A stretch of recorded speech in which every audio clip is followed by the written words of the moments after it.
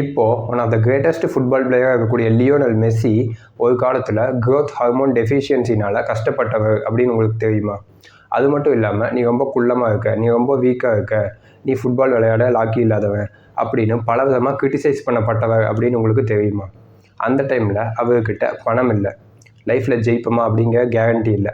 ஆனால் அவர்கிட்ட இருந்த ஒரே விஷயம் ஃபுட்பால் ட்ரீம், ஃபுட்பாலில் பெரிய ஆள் ஆகணும் அப்படிங்கிற அவரோட கனவு மட்டும்தான். ஸோ அந்த கனவை மட்டும் வச்சுட்டு ஒன்றுமே இல்லாத ஒரு சின்ன பையன் எப்படி இவ்வளோ பெரிய ஃபுட்பால் லெஜண்ட் ஆனா அப்படிங்கிற மெஸ்ஸியோட இன்ஸ்பைரிங்கான லைஃப் ஸ்டோரியை நான் உங்களுக்கு இந்த வீடியோவில் எக்ஸ்பிளைன் பண்ணுறேன். வாங்க வீடியோக்குள்ளே போகலாம்.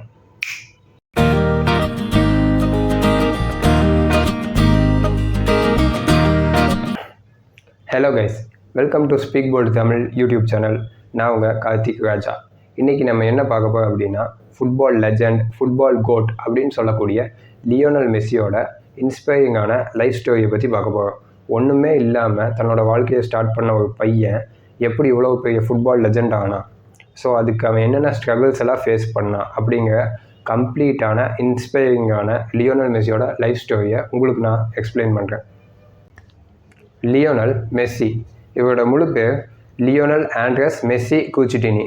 இவர் அர்ஜென்டினாவில் இருக்கக்கூடிய ரொசாரியோ அப்படிங்கிற இடத்துல ஜூன் 24, 1987 பிறக்கிறார். இவர் ஒரு பெரிய ரிச்சான ஃபேமிலியிலேருந்தெல்லாம் வரல, இவர் ஒரு மிடில் கிளாஸ் ஃபேமிலியிலேருந்து தான் வந்திருக்காரு. இவரோட ஃபாதர் வந்து ஜார்ஜ் மெஸ்ஸி. இவர் ஒரு ஸ்டீல் ஃபேக்ட்ரியில் லேபராக வேலை செய்கிறார். இவரோட அம்மா சிலியா கூச்சிட்டினி. அவங்க பக்கத்து வீட்லையெல்லாம் க்ளீனராக வேலை செய்கிறாங்க. So Messi is from a middle class family. Messi ரொம்ப சின்ன வயசுலேருந்தே ஃபுட்பால் விளையாட ஸ்டார்ட் பண்ணுறாரு. அது மட்டும் இல்லாமல் எக்ஸ்ட்ராடினரி டேலண்டட் பர்சனாக இருக்கார் ஃபுட்பாலில்.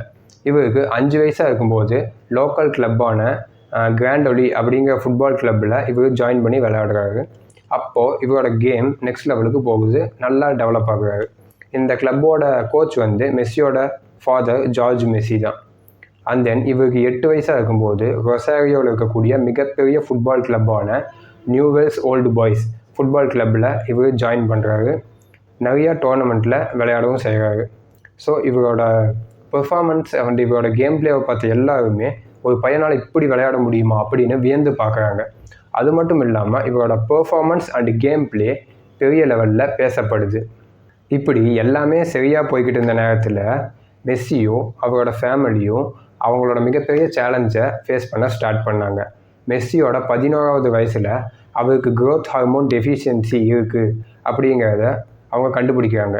இந்த க்ரோத் ஹார்மோன் டெஃபிஷியன்சி இருக்கிற பசங்க அந்த வயசில் இருக்கிற பசங்க அடையிற வளர்ச்சியை விட ரொம்ப கம்மியான வளர்ச்சி தான் அடைவாங்க.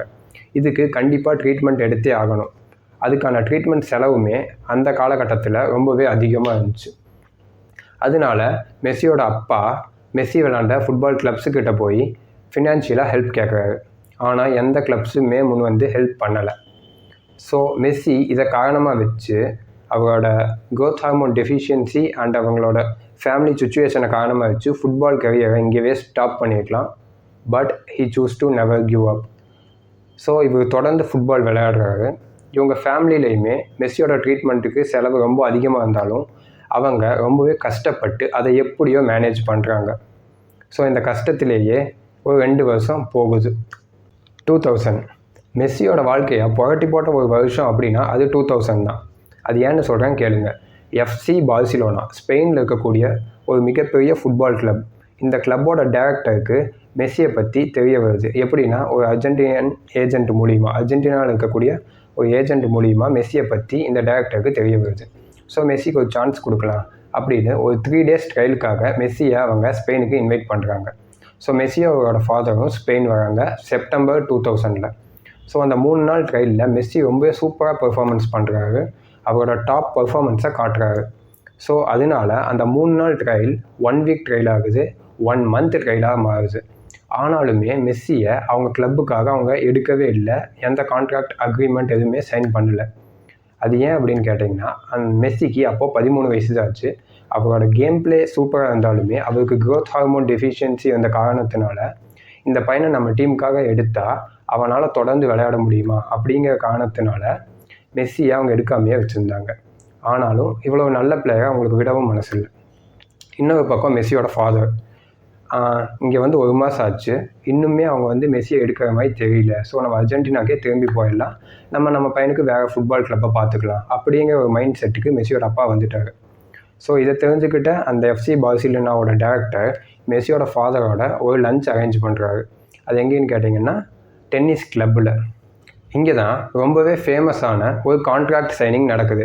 அங்கே எந்த விதமான legal formal contract signing papers இல்லாத காரணத்தினால எஃப்சி பார்சிலோனாவோட டேரக்டர் அங்கேருந்த ஒரு பேப்பர் நாப்கின், அதாவது ஒரு டிஷ்யூ பேப்பர் எடுத்து ஒரு கான்ட்ராக்டை எழுதி அதை சைன் பண்ணி கொடுக்குறாரு மெஸ்ஸியோட ஃபாதருக்கு. இது ஒரு ஃபார்மல் கான்ட்ராக்டாக இல்லாமல் இருந்தாலும் மெஸ்ஸியோட ஃபாதருக்கு ஹோப் கொடுக்கறதுக்காக இந்த கான்ட்ராக்டை சைன் பண்ணி கொடுக்குறாரு. அது மட்டும் இல்லாமல் மெஸ்ஸியோட மெடிக்கல் எக்ஸ்பென்சஸ், அதாவது மெடிக்கல் செலவு எல்லாத்தையுமே நாங்கள் ஏற்றுக்கிறோம் அப்படின்னு சொல்கிறாங்க. ஸோ ஃபைனலி மெஸ்ஸி எஃப்சி பார்சிலோனாவில் ஜாயின் பண்ணுறாரு.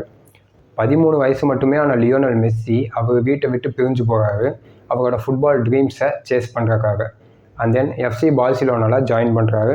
அண்டர் 14, அண்டர் 16 எல்லா கேட்டகரியிலையும் விளையாண்டு அதிலிருந்த எல்லா ரெக்கார்ட்ஸையும் மெஸ்ஸி பிரேக் பண்ணுறாரு. அக்டோபர் 16, 2004 லியோனல் மெஸ்ஸிக்கு 17 வயசாக இருக்கும்போது எஃப்சி பார்சிலோனாக்காக அவர் ப்ரொஃபஷனல் டெபியூட் பண்ணுறாரு. டெபியூட் பண்ணினதுலேருந்து அவரோட magical dribbling, incredible ball control and absolute vision மூலிமா டாப் பெர்ஃபார்மன்ஸை காட்டுறாரு லியோனல் மெஸ்ஸி. ஸோ எஃப்சி பார்சிலோனாவில் 2002 to 2021 இயர்ஸ் எஃப்சி பார்சிலோனா கிளப்பில் இருக்கார் லியோனல் மெஸ்ஸி. இந்த 21 இயர்ஸில் எஃப்சி பார்சிலோனாக்காக லியோனல் மெஸ்ஸி என்ன பண்ணார் அப்படின்னு கேட்டிங்கன்னா 10 லாலிகா டைட்டில்ஸ் ஜெயிச்சு கொடுத்துருக்காரு, 4 UEFA சாம்பியன்ஸ் டைட்டில்ஸ் ஜெயிச்சு கொடுத்துருக்காரு, 7 கோப்பா டெல்ரே டைட்டில்ஸ் ஜெயிச்சு கொடுத்துருக்காரு. இது மட்டும் இல்லாமல் எஃப்சி பார்சிலோனாவோட ஆல் டைம் டாப் ஸ்கோராக இருக்கிறது லியோனல் மெஸ்ஸி. இப்படி இவரை நம்பி எடுத்த இந்த எஃப்சி பார்சிலோனாவுக்கு மெஸ்ஸினால் என்ன பண்ண முடியுமோ he has done his best. மெஸ்ஸியோட ப்ரொஃபஷனல் ஃபுட்பால் கரியரை பற்றி பார்த்தோம்னா மெஸ்ஸி எப்போதுமே மேசிவ் தான், அன்பிலீவபிள் தான். ஆனால் இவரோட ப்ரைம் டைம் அப்படின்னு சொல்லக்கூடியது 2008 to 2012. இது எப்போதுமே அன்பிலீவபிளாக இருந்தாலும் இந்த 2008 to 2012 அன்ஸ்டாப்பபிளாக இருக்காரு. இவரோட பெர்ஃபார்மன்ஸ் பீக் லெவலில் இருக்குது. 1 calendar இயரில் அடித்த அதிகபட்ச கோல்ஸ் 91. அது வேறு யாரும் இல்லைங்க, லியோனல் மெஸ்ஸி தான். ஸோ இந்த ரெக்கார்டை இன்னுமே யாருனாலையும் பிரேக் பண்ணவே முடியல. ஸோ அப்படி ஒரு ரெக்கார்டை செட் பண்ணி வச்சுருக்காரு லியோனல் மெஸ்ஸி. அது மட்டும் இல்லாமல் ஃபுட்பாலில் மோஸ்ட் ப்ரெஸ்டீஜியஸ் இண்டிவிஜுவல் அவார்டு என்ன அப்படின்னு கேட்டிங்கன்னா அது வந்து பலூன் டார். அந்த பலூன் டார் அவார்டை ஒரு ஃபுட்பால் பிளேயர் ஒரு டைம் வாங்கினாலே அதை வந்து அவங்க லைஃப் டைம் அச்சீவ்மெண்ட்டாக நினைப்பாங்க.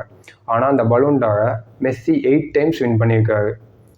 ஸோ இதுலேருந்தே நம்ம தெரிஞ்சுக்கலாம் மெஸ்ஸி எவ்வளோ பெரிய ஒரு ஃபுட்பால் லெஜண்ட் அப்படின்னு. மெஸ்ஸியோட ப்ரொஃபஷனல் கரியர் அண்டு அவரோட இண்டிவிஜுவல் அவார்ட்ஸ் எல்லாம் மேசிவாக இருந்தாலுமே அவரை பற்றின ஒரு கான்ட்ரவர்சி அண்ட் கிரிட்டிசிசம் ஓடிக்கிட்டே இருந்துச்சு. அது என்ன அப்படின்னு கேட்டிங்கன்னா மெஸ்ஸி வந்து கிளப்ஸுக்காக சூப்பராக விளையாடுறாரு, டாப் பர்ஃபார்மன்ஸ் கொடுக்குறாரு, நிறையா கப்ஸ் அண்ட் டைட்டில்ஸ் ஜெயிச்சு கொடுக்குறாரு. ஆனால் நேஷ்னல் டீம் அப்படின்னு வரப்ப அவரால் நிறையா கப்ஸு ஜெயிக்க முடியல, அர்ஜென்டினானால் எந்த விதமான டைட்டில்ஸுமே ஜெயிக்க முடியல அப்படின்னு ஒரு கான்ட்ரவர்சி அண்ட் கிரிட்டிசிசம் வைக்கிறாங்க. ஸோ மெஸ்ஸி ஓகே இதையும் ஒரு கை பார்த்துக்கலாம் அப்படின்னு நேஷ்னல் டீமில் ஃபோக்கஸ் பண்ண ஸ்டார்ட் பண்ணுறாரு. அண்ட் தென் 2021 கோப்பா அமெரிக்கா டைட்டில்ஸை அர்ஜென்டினா ஜெயிக்கிறாங்க under the captaincy of Lionel Messi. அது மட்டும் இல்லாமல் ஒரு ஃபுட்பால் டீமுக்கு அவங்களோட லைஃப் டைம் அச்சீவ்மெண்ட்டாக நினைக்கிறது என்ன, ஒரு டீமாக வேர்ல்டு கப் தான். ஒரு வேர்ல்டு கப்பை ஜெயிக்கணும் அப்படிங்கிறது தான் அவங்களோட மிகப்பெரிய நோக்கமாக இருக்கும். ஸோ 2022 ஃபுட்பால் வேர்ல்டு கப் கட்டாரில் நடக்குது.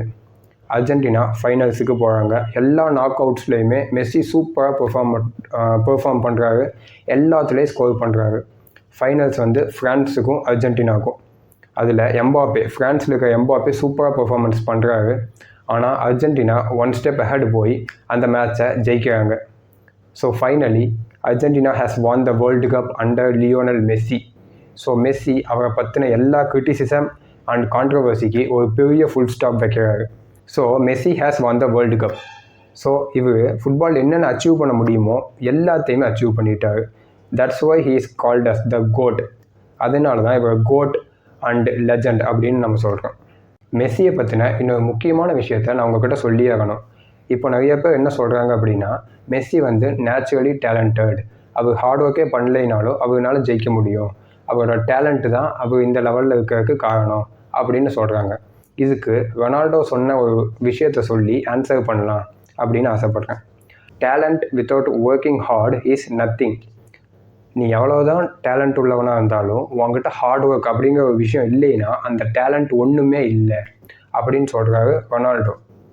ஸோ மெஸ்ஸியோட டேலண்ட்டு மட்டும் அவரோட கிரேட்னஸ்க்கும் அச்சீவ்மெண்ட்டுக்கும் காரணம் கிடையாது.